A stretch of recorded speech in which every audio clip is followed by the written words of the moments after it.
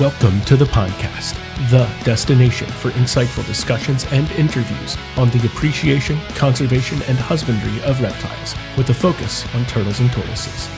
Now, let's join our team of turtle nerds. Woo! Yow! Hello, turtle nerds of the world. Turtle nerds of the world unite with the Pondcast. Episode 83. The big 84. 83. 84. The big 8 says 83 at the top. I'm embarrassed. Oh, that's because I updated the title, I think, after it started. It should have been at 84. But, 84. Episode 84. The big 84. Very big. Yes, Christopher, thank you. Finally, Greg says it's a miracle. I love this. Thank you, Matthew. I appreciate you. This on-screen stuff is great. Listen, people don't know this episode is the 9-year anniversary of the start of the podcast. First episode was February 24th, 2013. So we've been doing this for, hi guys. We've been doing this for 9 years now. Nine years. And boy, does the time fly. Kev, how you doing, buddy? I'm good, man. I've been doing this for nearly 6 years now. It's wild. That's insane. Yeah, I feel like I just jumped on last week. You're still the new guy in my eyes. Yeah, serious. Oh my gosh, that's wild. Steve, how are you? Can people hear you? You're on screen. Oh, yeah, they can hear me. Yep. What's up, everybody? Good to see you again tonight. Yo, Woo! what's up? Every Disney movie does not have a professor who sends a student on a journey to find a hidden relic. That is a lie, Dominique. I have to stop. I can't. I'm like, it's all right there. I just have to respond to every single comment. I'm going to be better. Let's see who can get me to respond mid-sentence, mid-thought. Just total deer in headlights right now. Let's get weird tonight. The theme today is really waiting, putting in the time. As Tom Petty said, the waiting is the hardest part. Is that what he says? Right? Did I make that up? So it's fitting that we talk about how long Kevin's been, the new guy who's only been on the show for 6 years now. I swear in my brain it's like a year and a half, but it's actually 6 years. That's insane. Yeah, 5.5. I'd probably say 5.5. Yeah. That's okay. And we're going to get into all of that and kind of how long, we put into certain things, little foreshadowing into what we're going to talk about tonight, and something that some of the viewers know that I'm very excited about. And thank you, Christopher. And also, I just wanted to give us like a precursor to this. I went on there's a new turtle podcast. Did you guys know about this? There's a new one. I'm very excited about it. Starring our good friend, Michael Skibstead, the prodigy, the future Peter Pritchard. And that'll be coming out soon. I'm very excited about that. And it's basically a group of prodigy high schoolers who are putting together a new podcast that I'm really excited about. And I went on and spoke with them yesterday. We spent like 2 hours chatting about everything. And it got me thinking about early conversations with Steve Enders, somebody who you guys may have heard of, as we were kind of kicking around ideas and thoughts and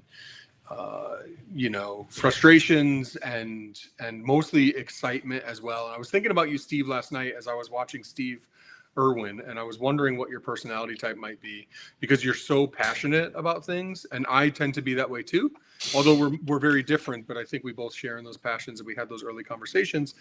And I was thinking about it through my eyes, but thinking about these young guys who are just getting started, and how, number one, they're way ahead of where we were, especially as high schoolers.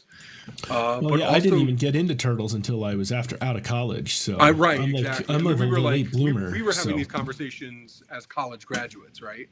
They're having these conversations as high schoolers, which is incredible. So they're going to go to college for the right things, and they're going to really change the world and do amazing things. But I think it was just really exciting, and and a really rewarding experience just to think of, to kind of reflect on all of that. And then I left that conversation and I went to Facebook, of course, because that's all I do every day, right? Like the rest of us, social media. I'm a total slave to social media. Nonstop. And I saw Tim Beard hatched a spider tortoise, and I got a little bit emotional. Ralph hatched one earlier this month, and I've been trying for 11 years, raising up a group, and I got an egg last year and didn't hatch it. And then actually went downstairs and saw that one of the eggs had pipped, and I didn't even think they were close to hatching. So I've had this whole kind of emotional Sunday that kind of brought me on this journey of kind of reflection and really realizing, and it's really fitting that I haven't shaved my huge gray beard, but it's like thinking about how long of a journey it's been already. Hopefully, many years to go. Hi, Penny. Right? No, did you say sorry? Don't say sorry, Kevin. It's all right, man. It's all right. So we wanted to talk a little bit about that and just kind of reflect on some of the projects that we've dedicated ourselves to, what that means to us, and then also kind of answer some questions from viewers as well that might come up. So yeah, I don't want to just talk to myself. Like, does anyone have anything else to say? I just went off on a tangent. Kevin's gone. Steve, you should say something. Something.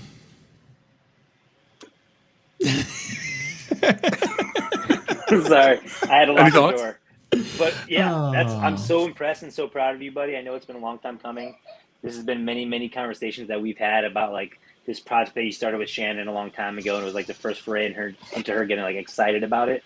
So this is that coming to fruition. That's really awesome.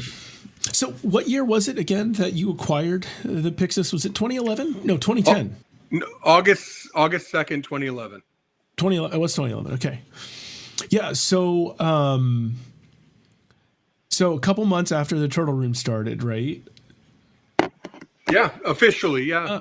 Right. It was the first thing, I'm working on a book with Shannon, which we're in the very infancy of trying to write together. But one of the stories is where she really challenged me early on. Like, you're so full of it because you're always talking about how turtles are really endangered and you need to do this and you need to do that. And then you have like albino turtles and you have this and you have that. And she's like, get your act together. Like, you talk about this stuff that you do with Steve and whatever, you're trying to change the world and talking about how rare turtles are and how you want to make a difference, like, cut it out. And then that's when I kind of started really trying to focus what I was doing and ask myself, what can I do that will make an impact, both educationally and from like a preservation standpoint. I think at that point I was thinking a lot more about conservation, not realizing how complicated conservation is and the fact that, a lot of the stuff that we do ex situ is really more preservation work, which is fine. It has a lot of wonderful benefits, and there have been species like one of the ones we're going to talk about tonight that I was hoping to bring up tonight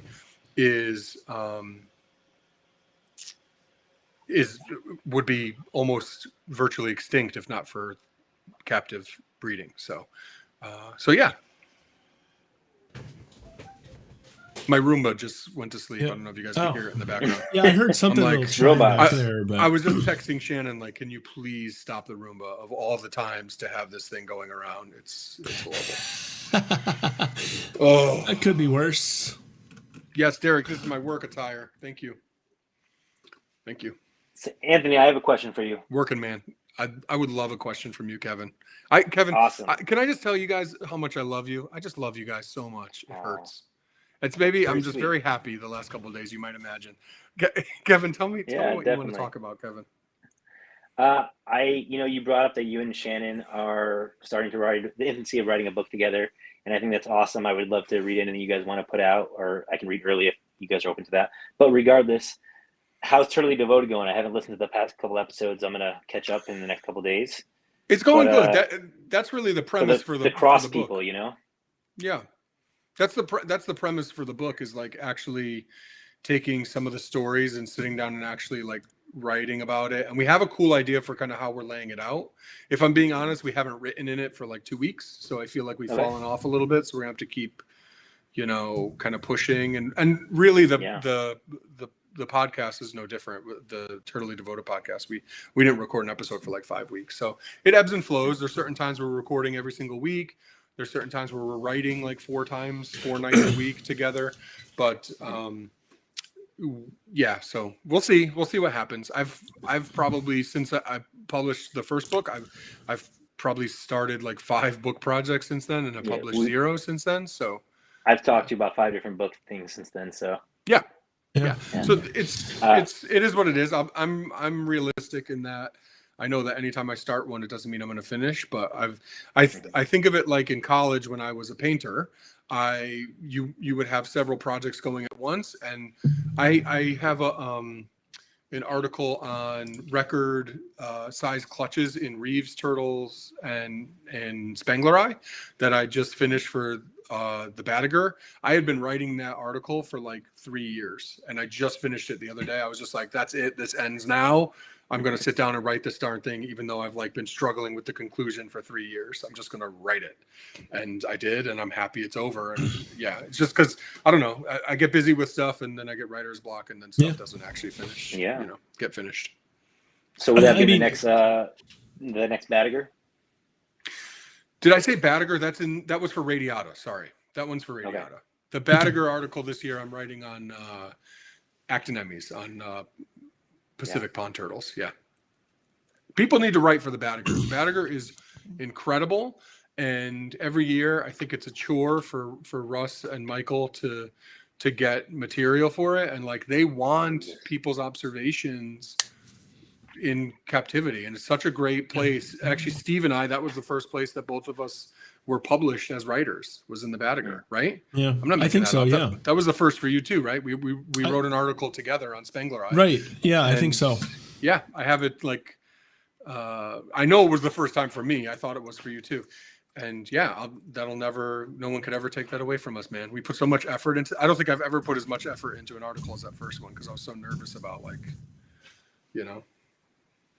Yeah, and I was just going to say to Kevin, he's making progress on the book when he starts to ask us to do graphics for inside the book. Yeah.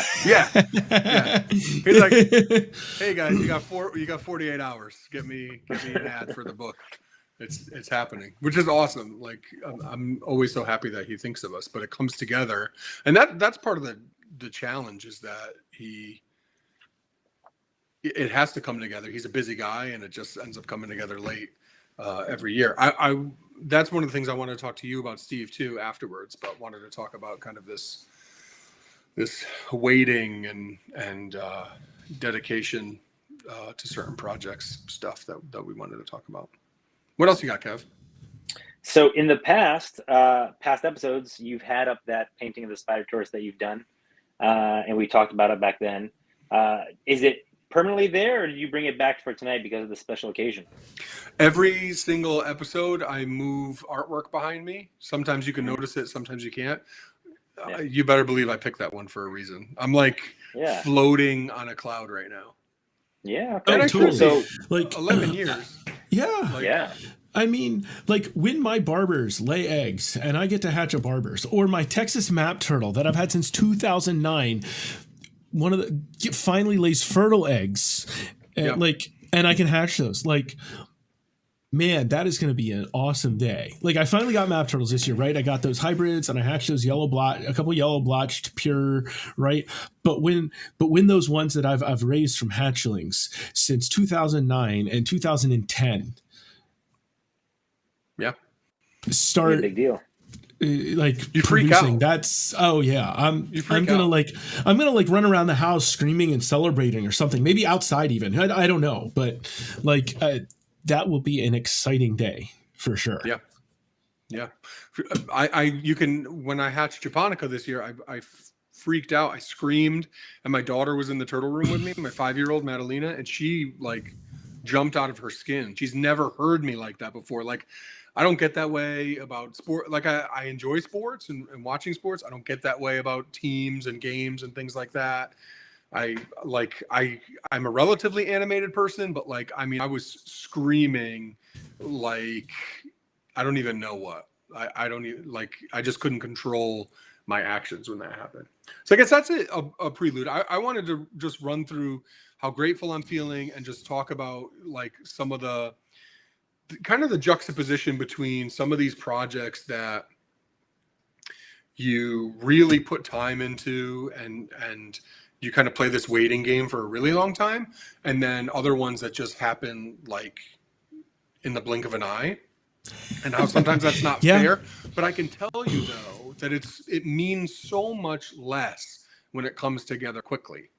And I'm not saying like, hey everyone, it'll mean so much more, like go buy hatchling radiated tortoises because 20 years from now you are going to be really happy. Like I think it's just interesting to see that comparison. So let's just start with number one. Could we do that, Steve? Yeah. What number one? As in, I numbered them. I numbered them. I missed the numbers. Can't see them? You can't see them, and where I sent it, it's the name of the file. The pictures. Oh, picture number one. I thought you were. Yeah. Hey, sorry, I got it. Hold on. One. There we go. Yeah. So I started with the least profound first breeding of the year for me. So I got lucky this year. Like I really did. I didn't hatch a lot of animals from different species, but I was able to hatch a few of a lot of things, including 6 species I've never hatched before, which is really, really exciting. So the first ones, obviously, these are Indian stars. These technically come from Sri Lankan stars, but 90% of star breeders say that they have Sri Lankan stars. So, do with that what you will. I think the vast majority of all of that is BS. Basically, people a lot of the times are choosing like broader banding or whatever and calling it Sri Lankan stars. So you can hate me if you want to, but I don't buy into that totally. So these were supposed to be and supposedly Sri Lankan stars when the parents were purchased. So a friend of mine sent me the star tortoises, and they weren't real, like the female wasn't really like breeding size. And then once I got her dialed in, which takes a little bit with stars because you look at them funny and they get a runny nose and it just scares the heck out of you. So we kind of changed their enclosure, and then the female like almost doubled in weight, like really quickly. She grew, and then she started producing eggs. So this was the first time I ever hatched that species. But I want to say we had them maybe for a year, maybe a little over a year before she produced. So not the most triumphant thing that I've ever been a part of, but still really cool. Obviously, who doesn't like star tortoises, especially once you figure out how to keep them, because it was a challenge, particularly up here. Okay, now, what Anthony, questions can I answer? Yes. Yeah, so my question to you is this. I understand you're saying it's the least profound of the 5 that you've done this year, but you were able to take in animals and get them producing within 1 year, moving from like a new location, which that in itself is ultra stressful for a lot of the animals. So I think that's pretty profound in itself, buddy. Yeah, it was cool because they were, like I said, she was small. I didn't think she'd be ready for like another 3 years. So it really surprised me, actually. I was quite shocked when I saw her digging. But turns out she's actually a rather large animal too. She came around 1,500, and right now she's like 2,700 grams. Wow, okay. Yeah, and has only been here for still less than 2 years, and those hatch at the beginning of the year too. It was exciting at the moment. Like every year you go into it, like I want to hatch a new species. To hatch 6 new species is like, okay, all this stuff I've been waiting on for all these years is starting to come together. The stars were not one of those things I've been waiting on. It was just like a bonus. Yeah. So it feels good, but it's not the same as other stuff. So all right, let's move forward. We're moving on. This is fun, moving on. Right? This is something to talk about. Yeah. And remember, guys, any questions, we can see it live now. Everybody can. So throw them in the chat. If it's something like I feel it's a big, important question, I'll keep to the side in case we do like a big group questions later. Cool. Let's do it, Steve. We got this. Number 2. I'm forgetting what number 2 is. Yes. Yeah. So this is one of my favorites. Oh man, they're cool looking, man. That's They're a bad cool angle looking. for it. Yeah, it's not the prettiest picture of it. That's okay though. It's a picture. So Maremmes anamensis, the Vietnamese pond turtle. I never hatched one before. Steve, do you recall when we got that group from the TSA? I think it was 2015, might be 2016. Maybe 2016. I can't remember. I can pull it up if we care about the date, but yeah, I think it was around 2015. It was a while ago now. I know. It's a long time ago. We started with hatchlings. I was still at the old house, so it definitely wasn't as late as 17. So I'm going to go with 15, I think, but I'm curious enough that I'm going to pull it up. I think 15 too. And yeah, so we've been keeping them since hatchlings. This is a project that started with animals from the TSA, and then I acquired some older animals afterward. But 2015? Wow, yep. Time flies when October. You're having fun. 2015, 7 years ago. Well, like, 6 and a half. 6 and a half. Still though, I like 2015. Okay, that's like 2 years ago. Awesome. It's not 2 years ago. Why am I so old? Why does that happen? So you have kids, man.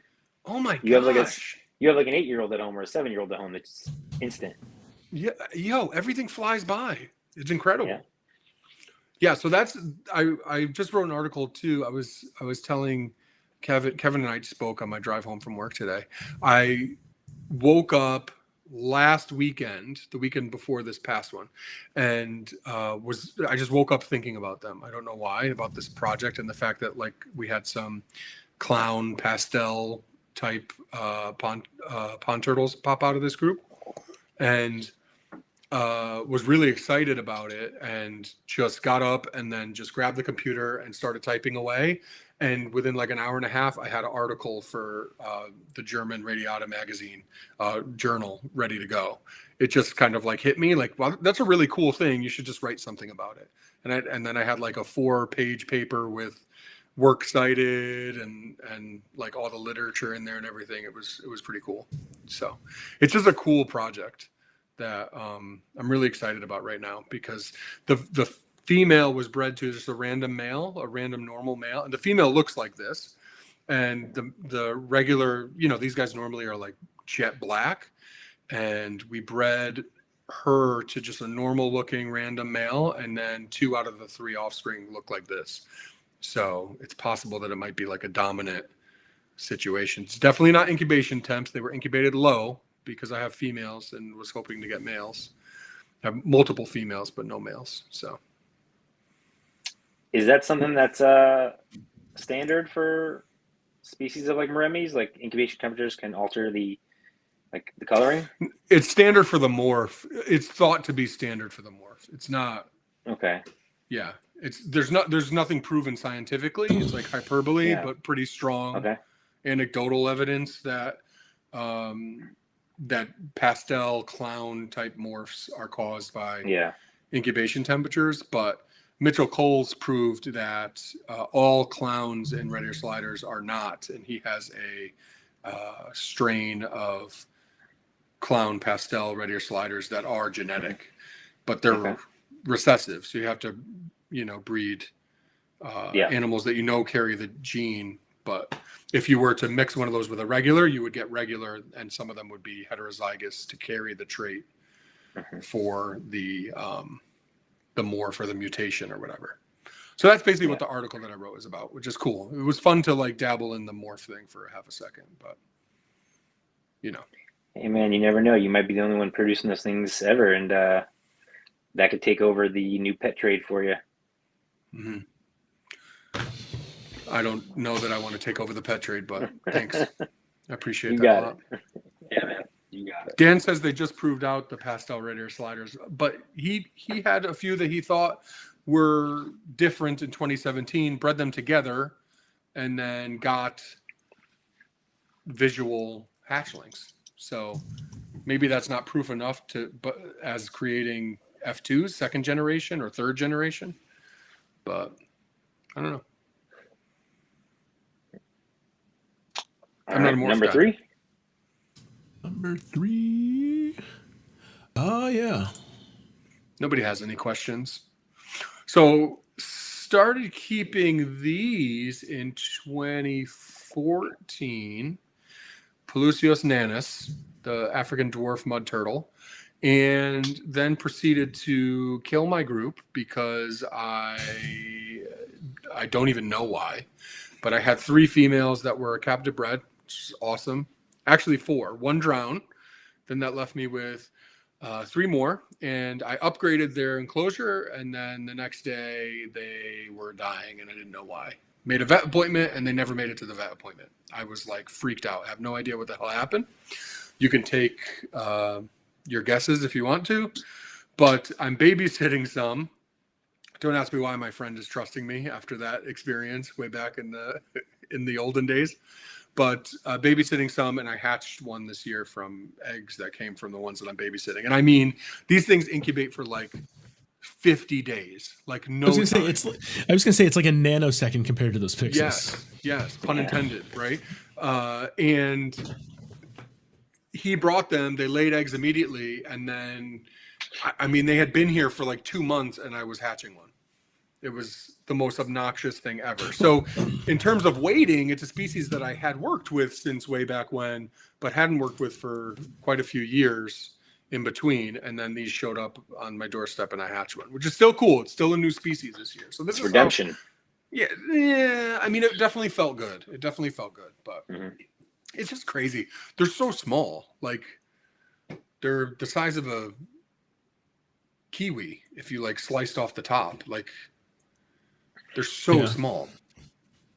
You know, when we finally got that female quad on loan, right? Yeah. Came in September. I had hatchling quads 8 months later, right? She was laying a nest in 5 months after I acquired her, and she mated with the male. So sometimes I mean, that one was still really rewarding because it's 4-eyed turtles and all that. But it was still like, man, that was easy compared to the map turtle patience. Yeah, exactly. But it's exciting because, like, first of all, that was your first hatch, and what a first hatch it was. But it would have been a lot. Yeah, it would have been a lot different, I think, if it was, if you were 10 years in or whatever. It doesn't make it less exciting because you had kept the species too. You just didn't have the female. So it's not like we had Bonsai for that's the male.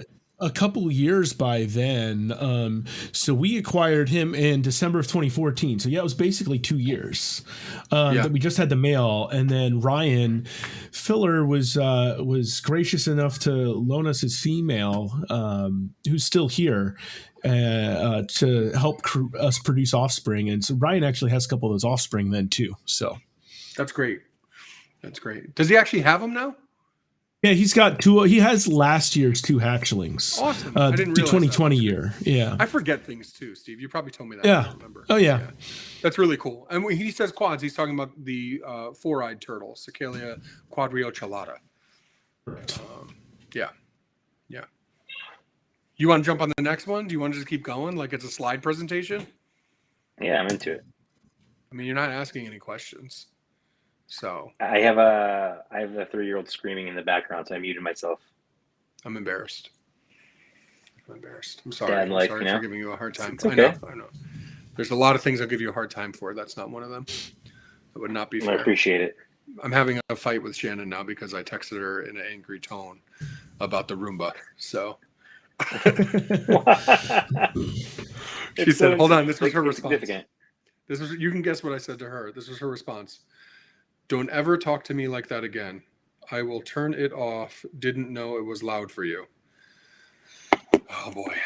I'm in the doghouse. All right.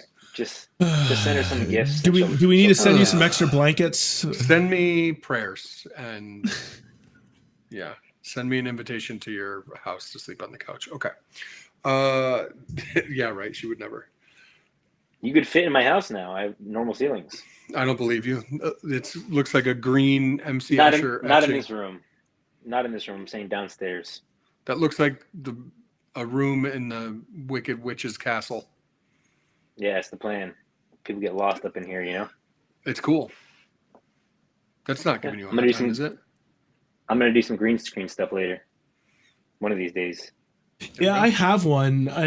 It's not quite wide enough that I have to get it pretty close to the back of my chair to actually not have like room sticking out the sides. Otherwise, I'd probably pull it up here. But So the reason why is like if you're doing it on video, like in this instance, it's a little bit tougher. But if you're doing it on video, you can just crop the actual video to cut that out. right. Yeah, it's a little harder on the live feed here with some other things to consider. So Sure. Steve, if you had a green screen, what would your background be? Good question. Good question. I have some great Star Wars backgrounds that I might use to begin with until I was able to get some like video or images from my basement with turtles or something. But Gotcha. Okay.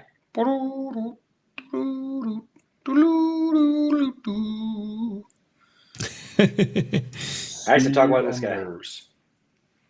I don't want to. Why don't you talk about it? I don't know what it is. Yes, It is a, what is it? I believe, and I could be completely wrong, but Geo Yamada Japonica? That is incorrect. I'm a dummy. That There is we go. That is. Geo Yamada Japonica. Yeah. What's that guy's They look exactly the same. That's a Western Actinemies. pond turtle. Yeah, actinemies. Western pond turtle or Pacific pond turtle. Okay. Yeah. No, they don't look the So, first time this year, the group came from a friend who was on his deathbed and asked his wife to get in contact with me. I take this group extremely seriously. It's a species that I've worked with since 2012, and this was the first year I hatched them. And I built them a really great enclosure outside, and the first year, or so I should say, when I moved, and when they were first sent out, and my friend's wife was dealing with them, trying to care for them and everything, the transition and things like when they woke up in the spring that year didn't really go that well. So there were losses. So I'm trying to build the group back up. So I think a lot of people like see this success I'm having, don't realize I'm not hatching many of these things. Like, hatch 4 actinemies, 2 japonica, 3 anamensis, 3 stars, 1 nanis. So it's really not a lot of animals. So it's not like I'm hoarding everything, but I'm really not looking to send a lot of stuff out yet. I'm hoping that I can get, have success with them, and then eventually like trade for bloodlines and that sort of thing. I'm sorry if you're looking for someone to like feed the pet trade and sell animals. I really don't enjoy selling animals. So I'm sorry for that. It's just it's something that I struggle with greatly, as a lot of people who know me know, including Kevin for sure. Yeah, I just because of that. Yeah, so I'm gonna keep. Yeah, these. I haven't seen. I haven't seen that amendment to the Lacey Act either, so I wouldn't even know what's. Yeah, so this is the new. So I can talk about that. The new Lacey Act. Basically, there's let's do the last photo first. There's 2 other photos. Oh, sorry. That's all right. Be quiet. Whatever. It's called like the Competes Act or something. Yeah. Yeah. So Matthew says support the hobby, not the industry. I don't even like the term hobby, because I see it as more. I know I told you this, but I see it as more like of a calling or like a life's work. Like if you're fighting for human rights or fighting for animal rights or whatever type of huge thing that you're doing, like I don't see that necessarily as a hobby. I guess technically it would fall under what your hobby is, but I see it as more than that. It's more like a calling. And I think educating people about and trying to be a steward and advocate for these animals is more than a hobby, personally. So the hobby word is just a little bit of a dirty word to me, but the industry is definitely more a larger dirty word. Not that I expect you to care about that. I'm not saying, Matthew, anything you said is wrong. I know you and I talked about this the other day. So you know where I stand on that. I just wanted to say it. So that's a Japonica. First time hatching them after keeping them for many years since back in 2013. Hatchling that I grew up produced. This is the sire for this hatchling right here. That was really exciting. You know what's really interesting? Those hatched months and months and months ago. And the egg was laid 6 days before the spider egg that just hatched. So they were like laid right in the same week, and this one just hatched. So the difference of like 70-ish days, 80 days to 195 days. Pretty crazy. That's so long. And you Right? said you gave them like a 4-week diapause?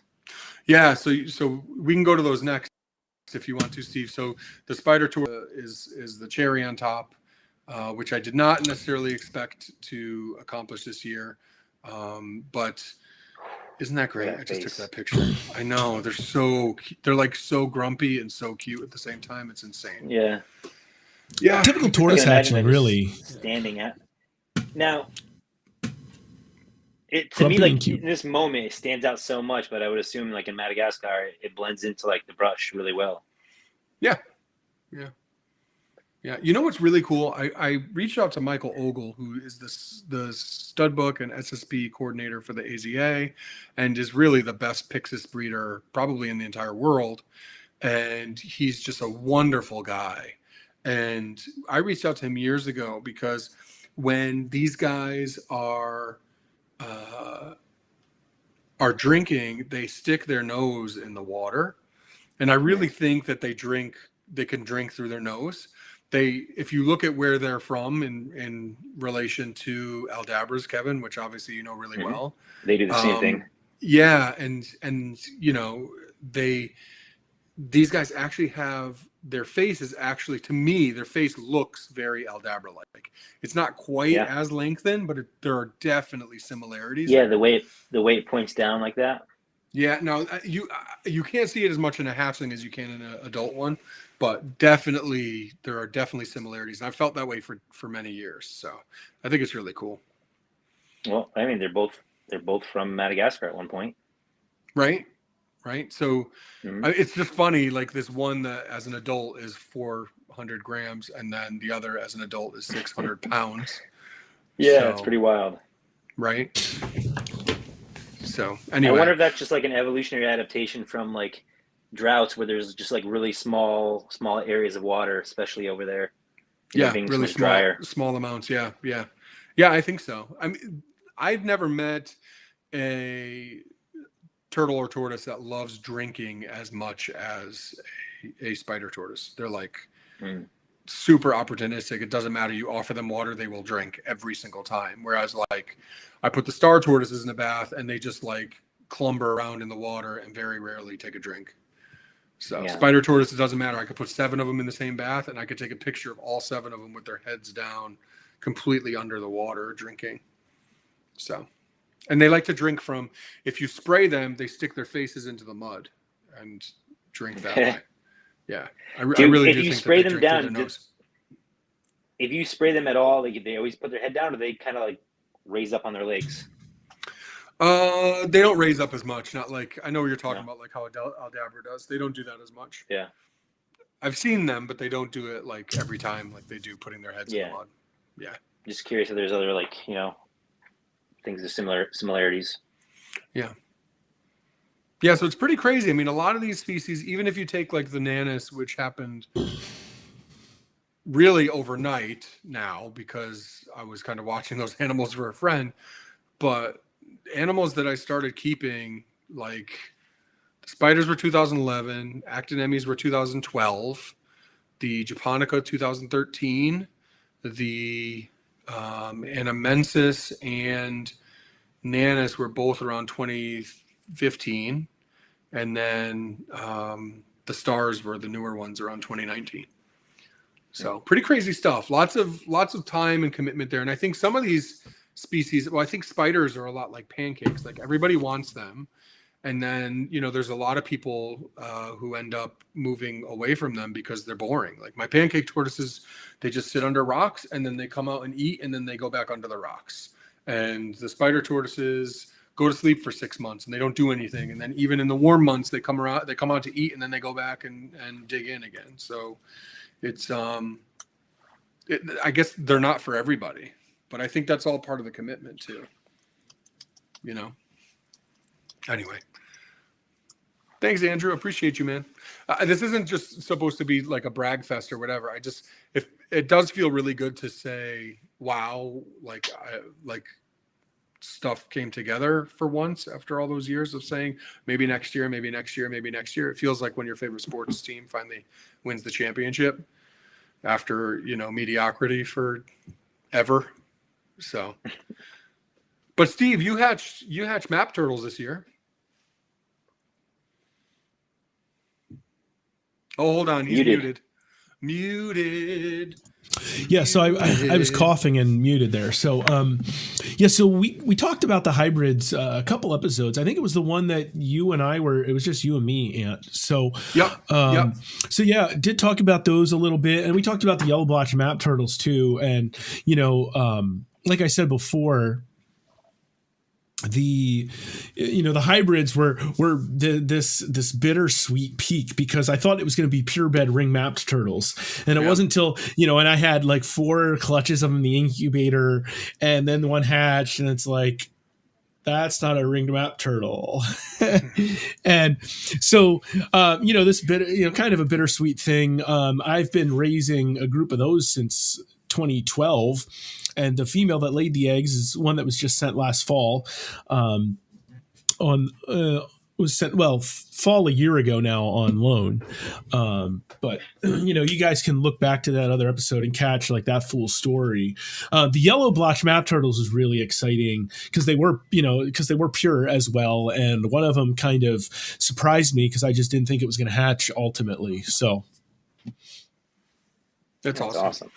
Yeah, You've been doing these. Go ahead. No, I was going to say, which year did you start with these ones that you produced this year? The yellow blotch. Well, so the female that laid the eggs that hatched was the female that we got that was confiscated. Okay. It was. But when did you start working with the species? Because I think that matters too. I mean, I know that. Yeah. So I started working with yellow blotched in.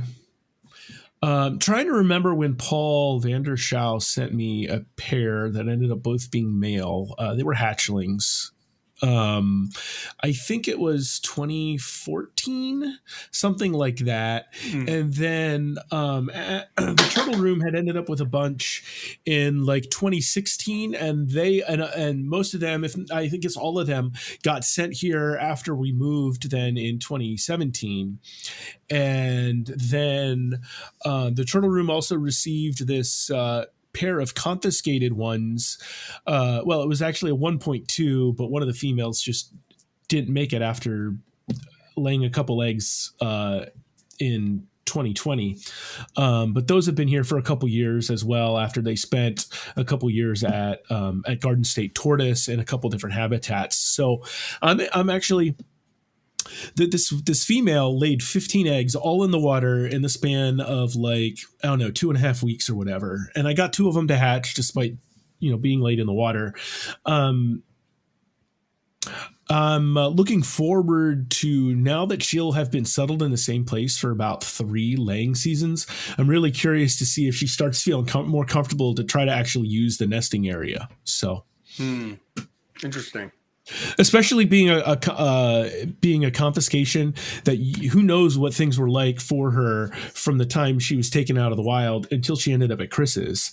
And then she was, out in a pond for a year. She was in an indoor stock tank for a year. And then she came here and was in a different indoor tank for a year, and so now it's like 2.5 years now. So this will be her 3rd spring here. So I'm looking forward to seeing what changes there might be in her behavior. She continues to look more healthier too in the shell area, especially. So that's great. Of course. Awesome. There's nobody better at raising map turtles than you. And I think I in terms of like keeping the water, what it needs to be, and the shell health, which is so big with map turtles, so many people struggle with. But either way, like even though you haven't kept the blotch maps quite as long, and the animal that produces aren't the ones you started with as hatchlings, like I guess that's of note, but it's like it's still pretty darn cool that you hatch map turtle eggs. Like they're map turtle eggs. You know, all these species are different, and hence why, you know, they're separated at the species level, but they're still map turtles, and you're a map turtle nerd. So it's just a great thing that you're able to hatch them this year. Yeah. You know? Yeah. Still have shoot, I think like 10 of those hybrids here yet too. So. And Kevin, I was thinking about you too, because you've made such a sacrifice to kind of change up what you're doing and really dedicate a huge amount of energy, time, effort, resources to keeping Aldabra tortoises. And you're so like in the middle of kind of making one of those sacrifice. Yeah, I mean, I wouldn't call it a sacrifice just solely because, like, I mean, I've always wanted one my entire life, you know, anytime from the moment I was into turtles, but never really thought it was reality until and I got a little bit older and figured out I could do it. And just with everything else going on in life, I want to just spend time with one or two things instead of 10 different things, you know? I feel very fortunate. I figured out that I like terrapins early on, and I still work with terrapins. I cut down quite a bit just because of like work and school and kids and life and family and just everything. And I want to be able to provide, you know, as all of us like kind of get, you know, longer in this, not the hobby that you want to call it, the hobby, you realize, you know, what kind of time you can actually devote and what you really care about. And I was telling you earlier, like 5 years ago, I would have said yes to pretty much anything anybody offered me. And now I'm being offered dream animals, and I'm like, it's not the right time. I appreciate it. Thank you so much. And these are the things being offered me for free. And I'm turning them down because I want to just focus on the things that I'm currently passionate about and want to stay passionate about. Yeah. Of course, there's nothing wrong with that. You're just focusing, but I think your wife would call it a sacrifice. So I understand what you're saying. Yeah. And I also think, you know, you've given up the opportunity to keep, I like the one thing that I can't wrap my head around. It's funny. I can still remember the time that you were getting an Aldabra and you were like, you're not going to like this, or you were like, you're going to think I'm stupid. Yeah, I remember. Yeah. And I'm like, no, if it's what makes you happy, why are we doing this? You know? And I think, you know, maybe me in 2011 would have been more judgmental, because I'd be like, no, you need to do something for conservation, not realizing that, you know, so much of this is really not true conservation. It's important. It's really important. Like I said, preservation, but, you know, I may have given you a hard Leonidas. That's really funny. This is Sparta. I would have given you a hard time about that probably then, but I think I've come to realize in my very old age, the theme of this show is that I'm old and we're old. In my very old age. I'm the oldest here, so I get it. But you're the most attractive and youthful, I think. Well, both. It's between you two for sure. Obviously, we all can. It's definitely, you know, as far as like the world's concerned, it's you, Beardly. But whatever that means. I'm turning 40 this year. The big 4-0. The big 4-0. But I think like you're doing what you enjoy, like you said, and that's what's most important, because that's why we do this, you know. Yeah, and that's why it's so important to fight for what we're doing. You know, the two things that like give me the most like pleasure when keeping turtles has been feeding diamondback terrapins, because I know there's a lot of people watching this are terrapin people, and there's just nothing like it. They'll swim right up to you. Mine swim onto my hands, and like they'll eat right out of my hands. They're crazy. I think there's something like it. I think there's something like it. Well, I like it personally. Walking into a gentleman's club is like feeding diamondback terrapins. Okay, we don't have to go that route. It is a family show after all. People flock to you, and they want. It just looks different. They don't do this thing on the side of the glass, but they probably should. Yeah. Yeah. It's why my daughters love the Reeves turtles, because they do that like crazy. But for me, I'm like, I love the Reeves puppy dog turtles. I'd prefer if they didn't do the puppy dog thing. I want the turtle to bite and hiss and pee on me. The ornate bite me. Listen, Yeah. for anybody that keeps terrapins, ornates are mean. Okay, The meanest. I like that. They would be my favorite terrapins. Yeah. Yeah, and they're the meanest. I've only been bit by ornates in multiple times. But then Cool. outside of that, going down there and scratching Topanga's head. Topanga's the first Aldabra I got. Scratching her head and like spraying her down, she rises up, and it's cool. Like I haven't been able to interact like that with other turtles, so I enjoy it. That's really cool. Yeah, it's really cool. And I think that's a good segue. What I had mentioned, that's why we have to fight for what we have. If you haven't seen this new act that's come out, that Matthew was alluding to, it's all over Facebook right now. Basically, there's verbiage mixed into like this huge bill, and is moving forward, although previously by a slim margin, is something that people should take a look at and should try to contact their legislators about, so that we can try to, show them that we're not going to stand for that sneaky stuff. Mhm. I think it makes you almost like, okay, fine, they want to put Egyptians on the ESA. Like at least they're being open about what they're trying to do, although we can debate how much we can actually fight that or not, but it's worth doing because it's the right thing to do. This other sneaky nonsense where it's like this 700-page bill where they sneak in the fact that nobody can have a pet besides a cat or dog. That's basically what we're talking about. So, I'd be really surprised if it goes through, but it's going to take people like us and across every single, I think this is something that James Badman spoke about in the TTPG live stream recently, is, it's going to take people across all, animal areas to fight on this stuff, to fight for this and against that sort of thing. So tell your friends, tell your entomologist friends, and tell your sloth loving friends and your peacock breeding friends, and get them all together so that we could fight this as a global animal nerd force. It's weird to even consider that people breed peacocks. Of course they do. Peacock, yeah, $60 to $75 for a young peacock. I was just looking them up today. Really? Yeah, because one of the veterinarians who I work with has peacocks, and I was like, how much do peacocks go for? He's like, peacocks are a lot. They could be like $1,000. I'm like, I don't think peacocks are $1,000. So I started looking them up. I would be surprised if peacocks were $1,000. They're not rare. They're not a rare animal. But I think walk around the zoo. Well, I think there are peacocks that are expensive, and I'm sure gender and color and everything else goes into it. But I think your average young peacock is not $1,000, is what I found out. Yeah, I gotcha. So we need to fight this so that we can learn more about peacock breeding. Otherwise, that all gets shut down. Hold on. Did you know there was Steve is muted again. Steve is muted again. I was going to say, who doesn't like a bird that walks around strutting and preening itself? They're so much like us, Just saying. I'm just saying.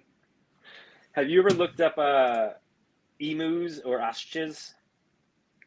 Yes. Like as like buying them or whatever? Yes. And where did you land on that? I'm assuming not. I mean, I haven't bought them, if that's what you're asking. People ask me all the time, like, do you keep any other types of reptiles? Like, no, I don't have enough space for all the turtles that I want to try to keep. Mm-hmm. So I'm definitely not adding skinks to that. But no, ostriches are not in the mix at all.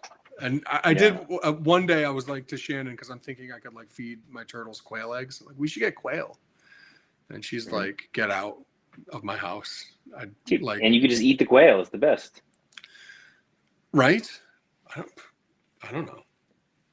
I think they go to maturity pretty fast. You could be having, chicken cordon bleus all the time. I love chicken cordon bleu. Can you tell by looking? Can you tell by looking at me? No, you're thinking of Cornish game hens. Sure, chicken cordon bleu is chicken breast breaded with ham. Oh, yeah, you're right. With ham and Swiss, maybe? I don't know what type of cheese it is in there. But I do chicken cordon bleu. Steve keeps muting himself and then talking. I love it. It makes Yeah, me. because I think it's got Swiss cheese in it. That was always bringing it, backing me up. I appreciate you. I appreciate you. So, sorry, yeah. I got distracted with Map Turtle pictures. Oh, show us Map Turtle pictures. Is fawning over there? I like Map Turtles. Yeah, if you guys don't know, Steve was that little kid in the video, by the way. Steve is that little kid. Was and is. He never grew up. Always has been. What is this? What is this? That's an Alabama Map Turtle. Alabama. You know what I think? I think you should go home to Greenbow, Alabama. Forrest Gump. Sorry. Thank you. Thank you. I tried. There you go. Map Turtles. Steve, Yep. there will be an audio version of this, so you have to talk about your Map Turtles as you show us. Oh. Otherwise, we're just sitting here. We're all just gawking over Map Turtle photos and the people. Yeah. So this is the most recent picture of one of the hybrids, for instance. The ringed map yellow blotched hybrids. This is one of the males incubated for male, as I recall. This one's one of my favorites of the batch. This is a female yellow blotched map that I hatched this year. That Alabama map, it was hatched by Chris Lekowitz this year. There's a couple of those here. Looking forward to them getting big. And there's a Texas map. You're starting all over again. Does that make you no, feel I just weird went the other direction. Because I was looking for something in particular, but... No, I'm asking. I'm saying, I don't mean with the pictures. I mean, you're starting all over in terms of like, you're 12 years into Map Turtles and trying to make stuff happen, and you're starting with hatchlings again. Yeah, with some of them. Yeah, I've got some Alabama Map Turtles that are 2 years old, and then this couple that's now hatchlings. There's the Diamondback Terrapin that I talked about on that Pondcast a couple episodes ago. Can I mention something on this bill that we were talking about? Yeah. So keep talking. Greg has some amazing points in the chat right now. And I agree. I think, oh my gosh, that's so beautiful. That Spangler you hatched. That's the one that hatched this year. Oh my gosh. Gee. But Greg has some really great points that, this is really just like a ridiculous bill. We know that.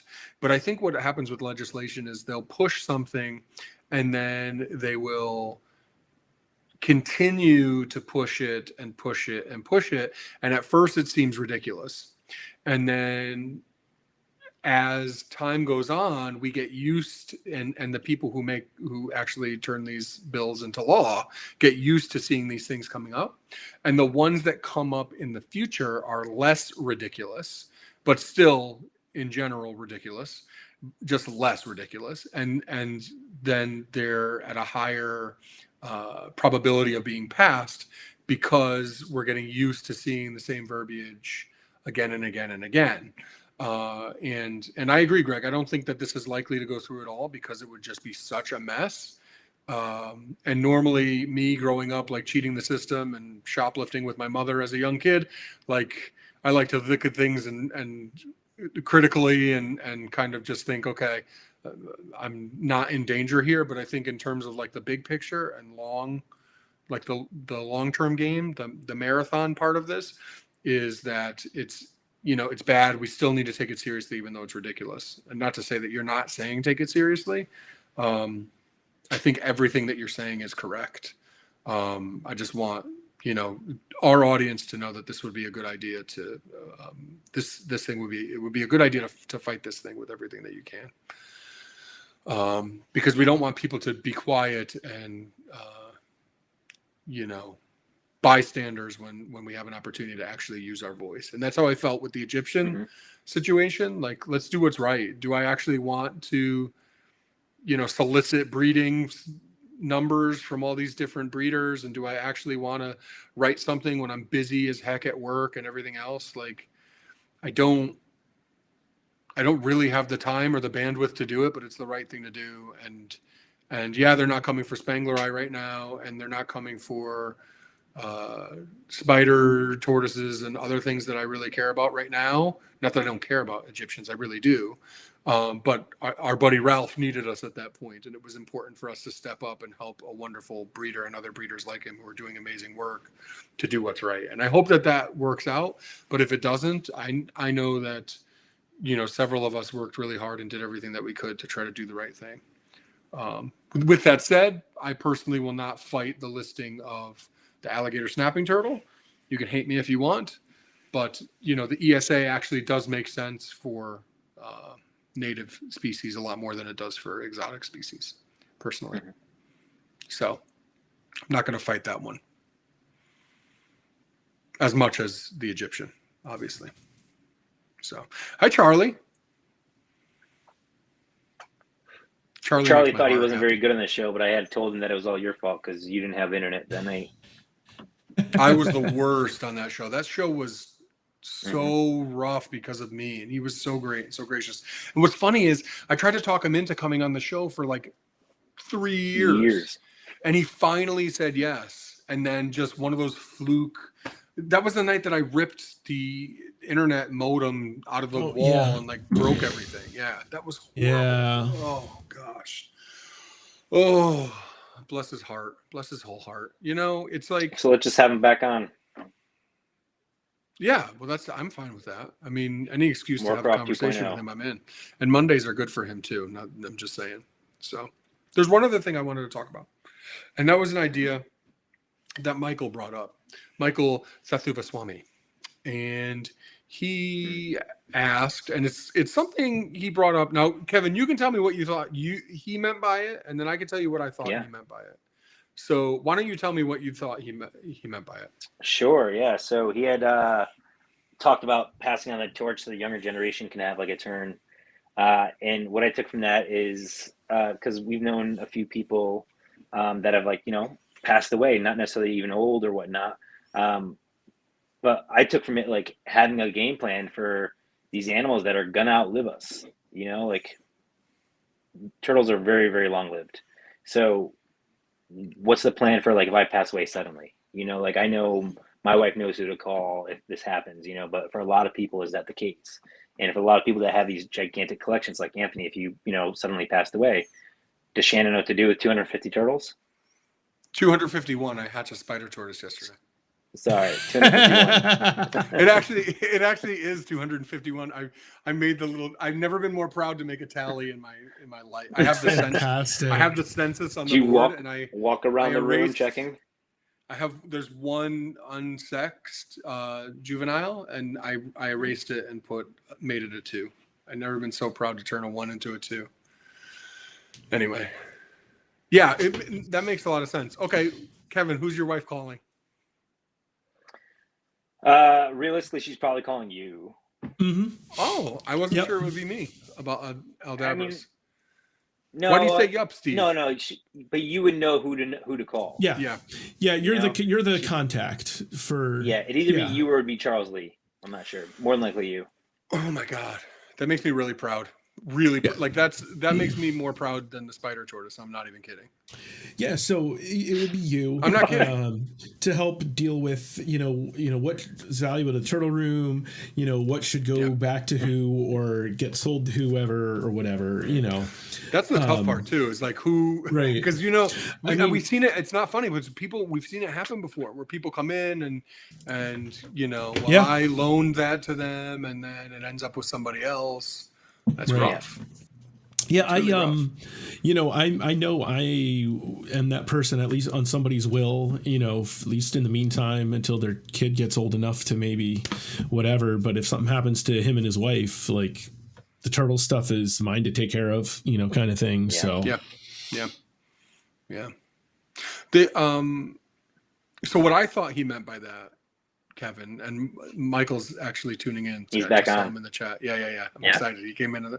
Somebody probably texted him and was like, "Listen, you got to get on. They're talking about you right now."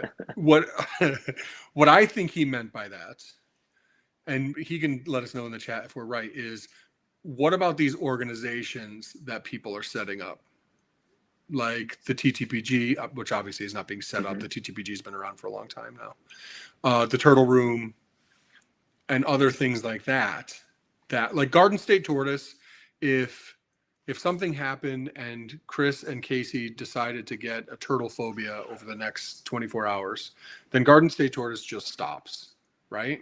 That's by design. That is what it is. That's like them. That's like the branding of their family and their family's adventures now, which is really cool with YouTube being that. That is really awesome. Else. Yeah. But the Turtle Room and the Turtle and Tortoise Preservation Group is not that. They're built on large groups of people from different areas, even internationally, that work together and collaborate on projects and things like that. So what I thought he was talking about was what he brought up to Russ on the last live stream, which was like, what happens if Russ Gurley can't do it anymore?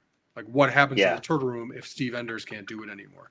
And so I posed that question to Steve a little bit beforehand, just to make sure he was okay with me bringing that up, because I don't think we're ready for that yet, because Steve does so much. So, Michael, what did you mean? Let us know in the chat. But while we wait for you to say which, let me hand it over to Steve. What are your thoughts, Steve? That's one thing the Turtle Room's been working on for a couple years now, with some of our just decisions internally to provide some kind of, and the business word for this is succession planning, right?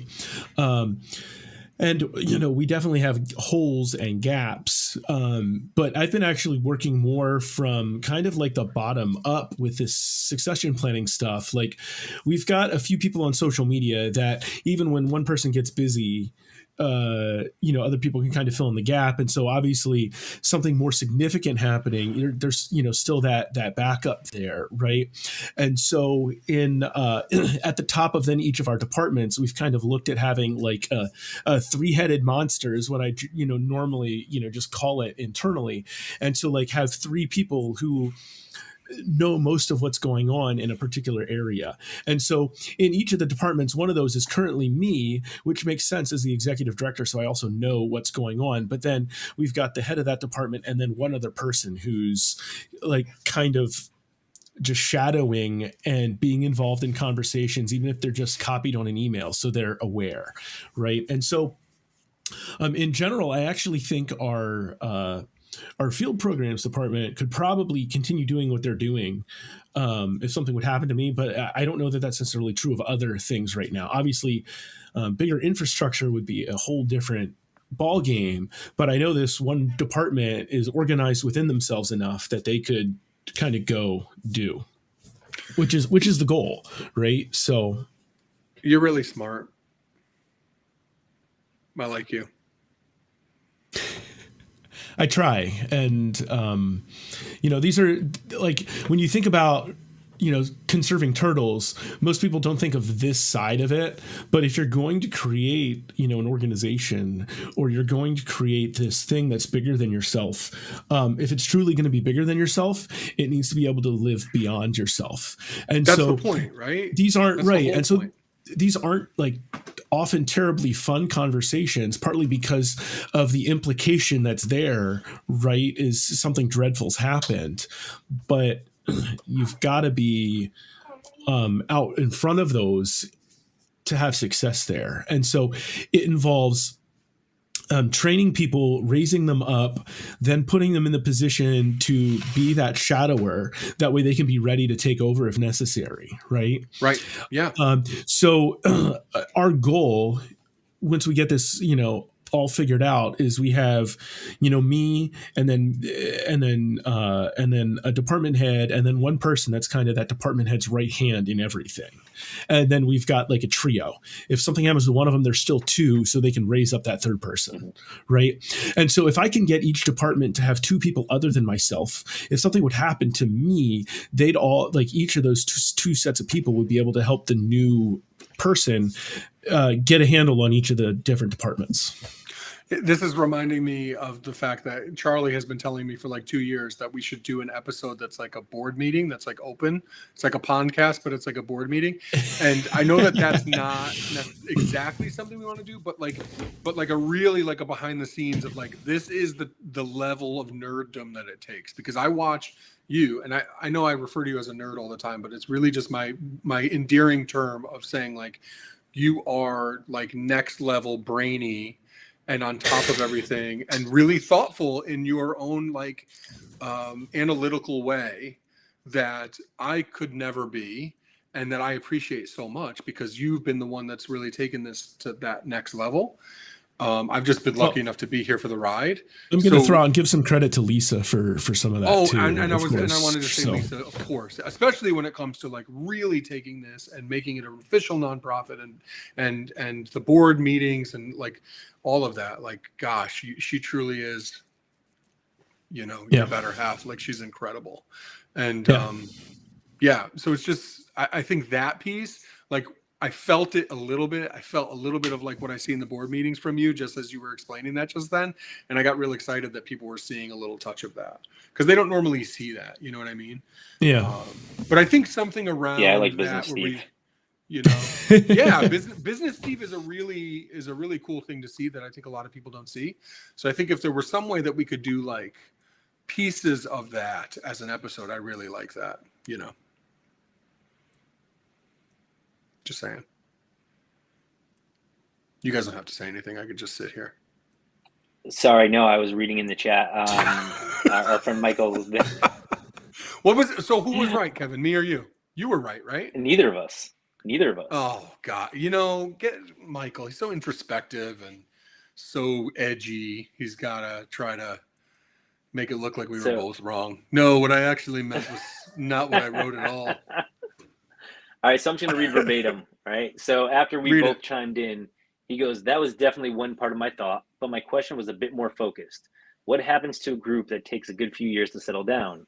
I didn't know if he was talking about groups as far as like groups of people or groups of animals. Groups of animals or groups of people? I asked him, I was like, can you elaborate a little bit more? And he goes, what happens when that group gets disturbed and now scattered around, but then more information. Taking one specific as an example, say I have a group of crassicolists that have settled down. Okay, so he is talking about animals.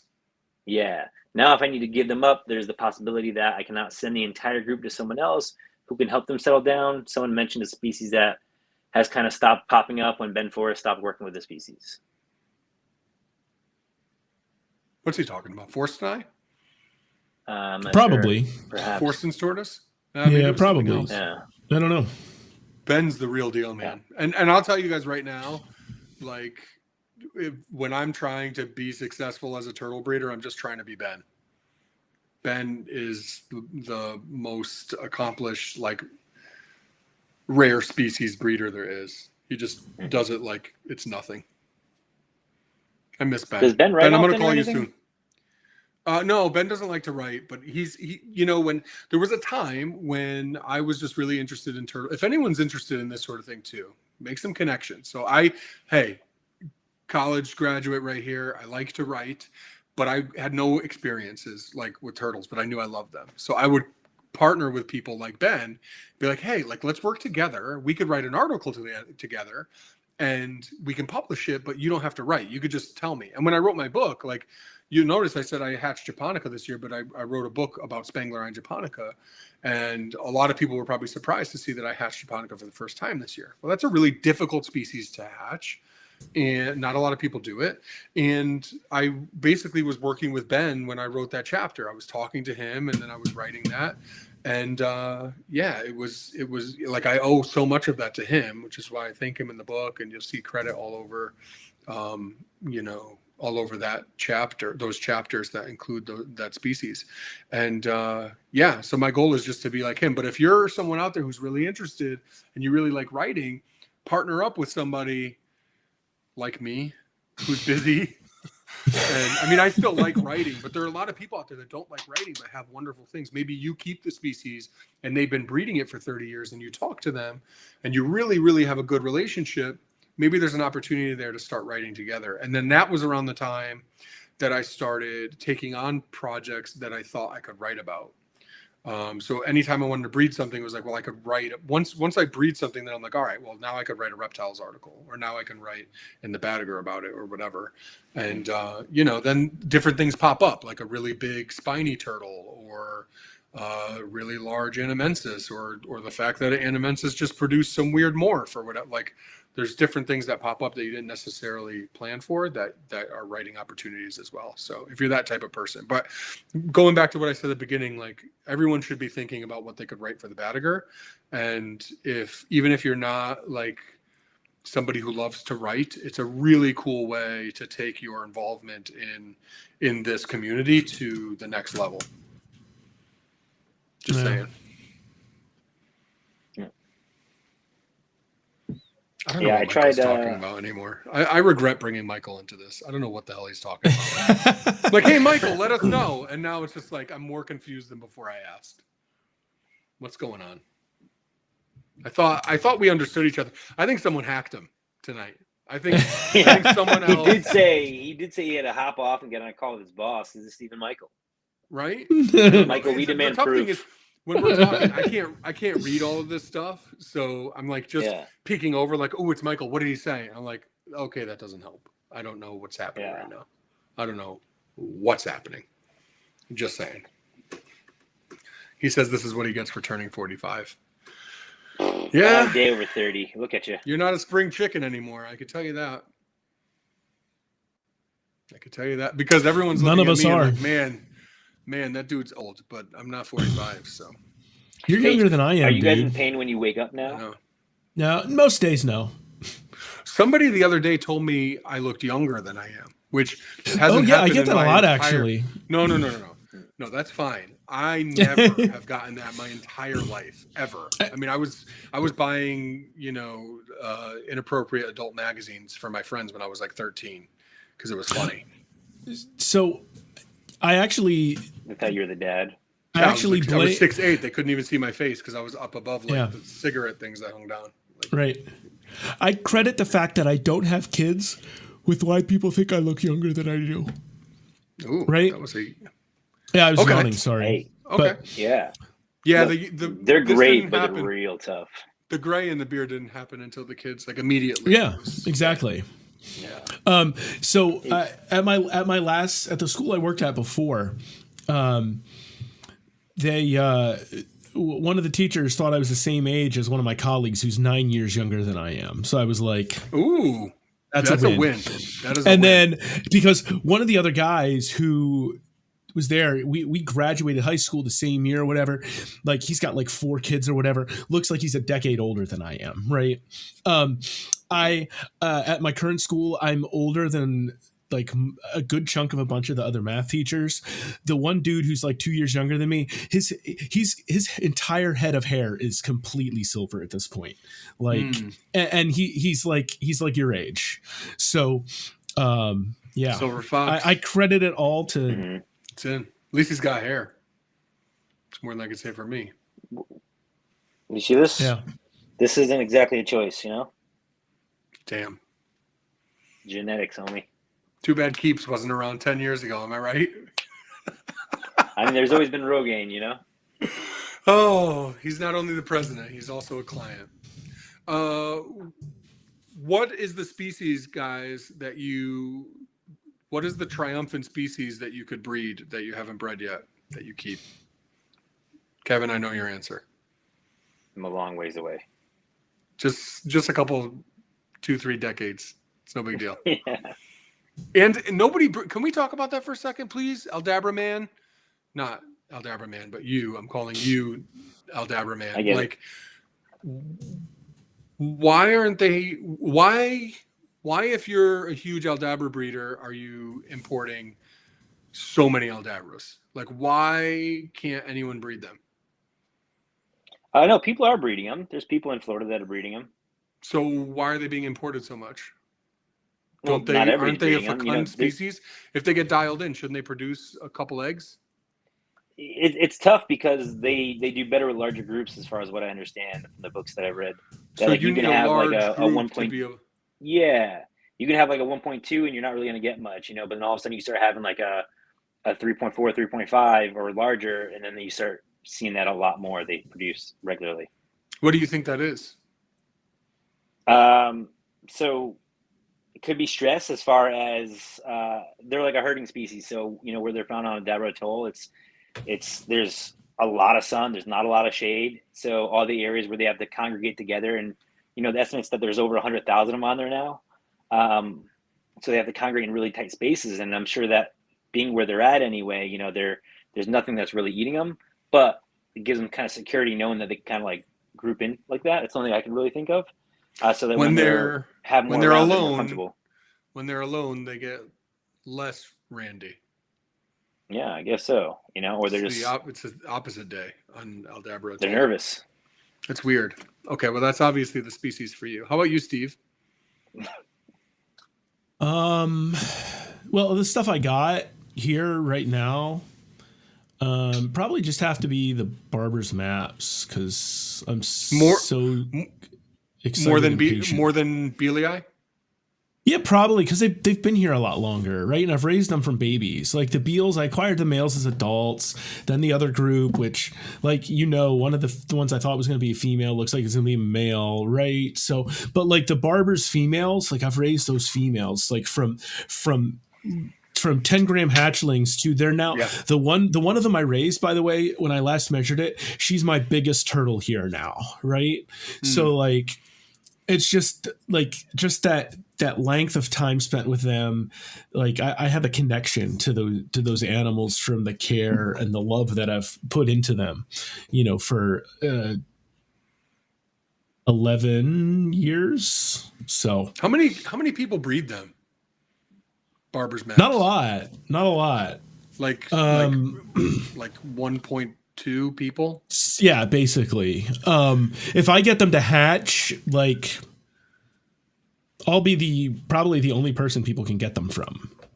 So if I can get them to hatch regularly. It's crazy. It just seems like it was something that was available 10 years ago.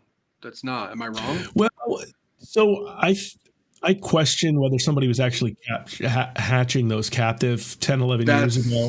That's what I'm saying, yeah. They knew where to find nesting females, or possibly, yeah. So the ones that are normally available as like fresh hatchlings in the spring are typically ones that somebody's poached.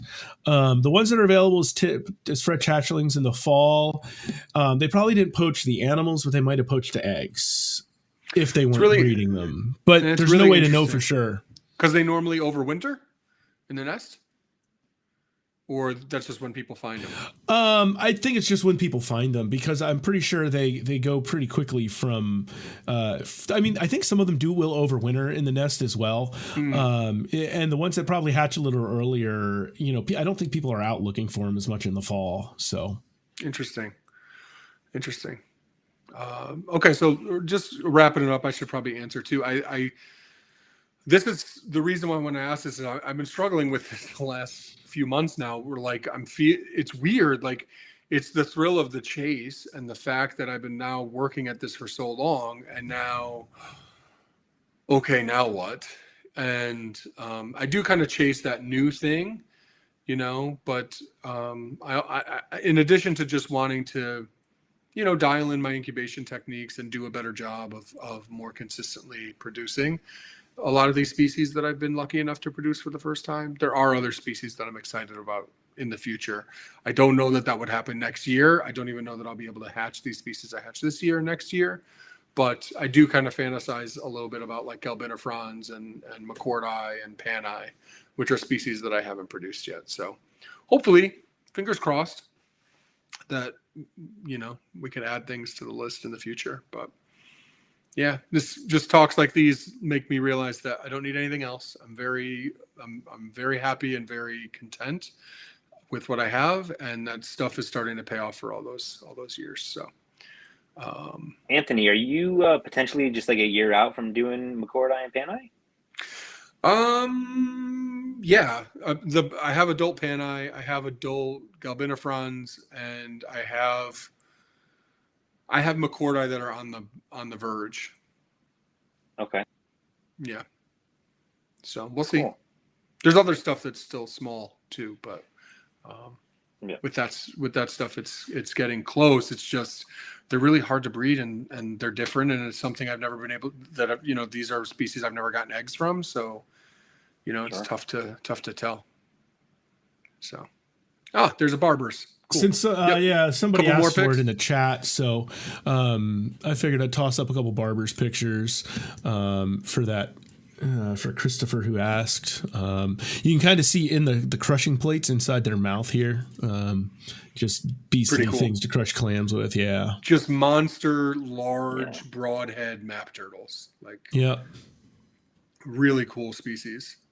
And I actually it's funny, I used a Barber's to make our first logo, the really, really, really old one, but it didn't end up looking like a Barber's. It ended up being my own stylized version. Well, it looked like a juvenile, which it was, the model was. So, Okay, I'll take it. I think it looked like a juvenile Barber's more than an adult male or female or anything. So, Cool. Well, there you go. Listen, this has been a really nice talk. I love you guys. Yeah, I like chatting with you guys. I appreciate the first Monday of every month getting to come on here. Oh, gosh. La vita è bella. Life is beautiful. Am I right? Always and forever. I'm just saying. Listen, take care of yourselves. Take care of those around you. Take care of your turtles. Okay? Life is beautiful. And call your senators. I'm really happy in this moment. Yeah. Call peeps, make things happen, keep fighting the good fight, and do things the right way. And really dedicate yourself to figuring out what that means, okay, over the long haul. Because what I thought the right way was 10 years ago is close, but it's different than what I think the right way is now. And I hope that keeps evolving, because we need to be lifelong learners and continue to grow our knowledge, learn from those around us, even younger people around us and people who are new to the game, and bring something new to challenge our way of thinking, especially those breeders who are more experienced. I've been doing this for 20 years the same way. Well, keep learning and keep changing the game in your own little way. Is that good? Good send off? Absolutely. I can't follow that up. Bye, guys. Neither can I. I fell asleep during the middle of that.